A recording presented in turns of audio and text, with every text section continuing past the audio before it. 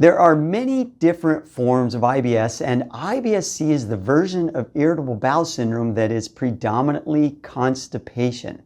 But there are many different types of IBS-C and different causes and, of course, different treatments. Hi, I'm Dr. Stephen Wangen, the founder and medical director of the IBS Treatment Center. Most people think that IBS always involves diarrhea, but a very large number of IBS sufferers instead have constipation. Now, constipation may seem preferable to diarrhea, but not if you are the one suffering from constipation. As you know, it is incredibly uncomfortable to not have regular or complete bowel movements, and it can be a huge interference to your life. Now, what is IBS-C? Well, IBS-C can come in a lot of different varieties. Some people with IBS-C have bowel movements every day, but they are very hard to pass and might never seem to feel complete. Others only have a bowel movement every few days, or only if they take a laxative or a lot of fiber or something else to induce a bowel movement. Other people have complete bowel movements, but they take a really long time and require a lot of straining. And some people have to spend literally hours and make multiple trips to the bathroom every day in order to feel like they've completely evacuated. And even then, many of those people never feel like it's complete. And some people describe their stools as rabbit pellets, for example, and some say that their stools are very sticky and muddy and don't want to come out. And some people have bowel movements that start out as constipation, but then can end as loose stools or even diarrhea. Now, what other symptoms might you have with IBS-C? Well, you might just have constipation, but it's not unusual to suffer from other symptoms along with the constipation. For example, abdominal pain or abdominal discomfort is common.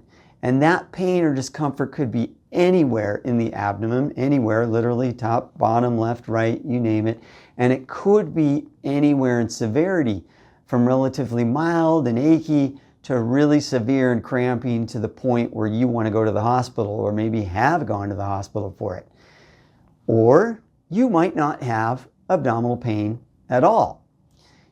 You might have gas or bloating. And again, that can range widely in severity.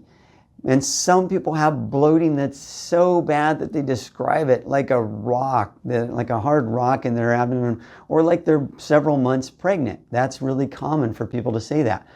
But you might not have any gas or bloating.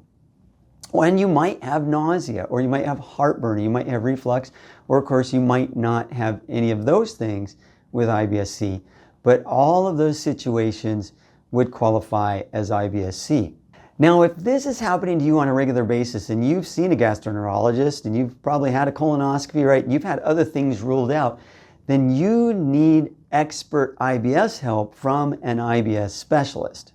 Now, what causes IBS-C? Well, there are literally hundreds of different causes of IBS-C. Most people think it's because they need more fiber or more water, or that their diet should be better. And diet is often a cause, but it's not as simple as all that. There are literally hundreds of causes of IBS-C. And unfortunately, most treatments don't address the cause. They only address or treat it as a symptom, because there are things like laxatives and fiber products, like in Miralax and Ducalax and Colace, and of course eating prunes and all kinds of things that can help with constipation. And hopefully they do help some and give you a little relief, but they aren't going to cure and prevent the constipation from ever happening in the first place. And they're only really meant for the occasional constipation, not for really chronic problems like IBS-C. Now, there are literally hundreds of different causes of IBS-C, and some of these things you may have heard about. There are things like bacterial overgrowths and candida overgrowths and microbiome imbalances and food reactions of all types, and the list literally goes on and on. And a lot of the same things, ironically, that can cause diarrhea can also cause constipation. And why it's diarrhea in one person and constipation in another, no one knows. No one really has any idea, but I've seen that happen in literally thousands of cases. So I guess really it just boils down to we're all different, and some people get one symptom and one reaction from something and some get another, but they could have the same cause but have completely different symptoms.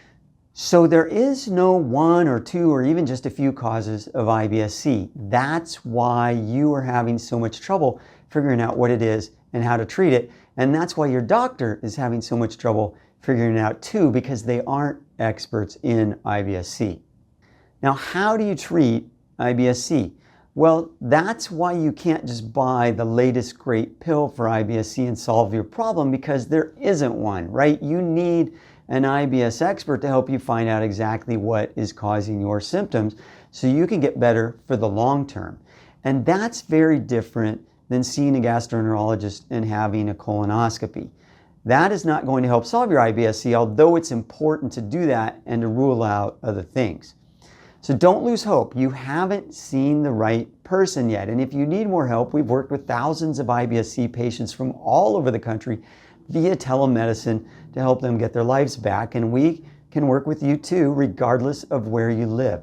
So please don't hesitate to give us a call. It's worth getting your life back. If you found this video helpful, please give it a thumbs up and subscribe to my channel for more information about digestive health. Thank you for watching.